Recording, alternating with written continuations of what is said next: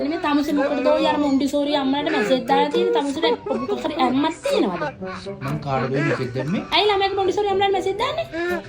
දාපු දන්නේ නැද්ද දැන්? තමුසේ දාපු තමුසේ දන්නේ නැහැ. රික්වෙස්ට් ඔයාලා අපිත් එහෙනම් අපිටත් දැම්ම උඹේ යාළුවෝගේ ගෑනු අනිත් ඒවා ඔක්කොම දැම්ම අපිත් හායි හුයි ගාලා දානවනේ. ඈ ඔබ ඒ ගෑනු මට කිව්වා කයි මැසේජ් කරා කියලා. කිව්වේ නැත්නම් මෙයා කියන්නේත් නෑ උන්ගේ පිටින් ආරංචි වුණාම මම ඇවිල්ලා අහන්න ඕන එක. ඉතින් ওই තමුසේ යාළුවෝ කියන්නේ මගේ යාළුවෝ. නෑ. ඒ මොන්ටිසෝරි මං අඳුරගත්ත අම්මලා උන්ට මැසේජ් දාන්න ඕනේ නෑ ඔයා. ඒ මගේ යාළුවෝ විතර. ඒ මගේ යාළුවෝ. මම එන්නේ නෑ තමුසේ යාළුවෝගේ මිනිස්සුත් එක්ක මැසේජ් දාන්න. අයියනේ. වංචනකම්මකට. අනේ උඹේ වනචරකම් මගෙන් අහගන්න එපා. නටපු නැටිලි දැන් එනවා මෙතන බයිලා ගහන්න.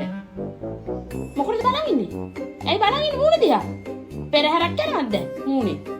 කියන ඒවට උත්තර නෑ තමුසෙට. තමුසේ කරන ඒවට උත්තර නෑ තමුසෙට. හවුනාම කට රැහෙනවා. එච්චරයි වෙන්නේ.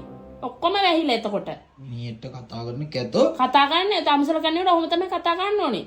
මේ අනවශ්‍ය දේවල් නෙවෙයි කරන්නේ.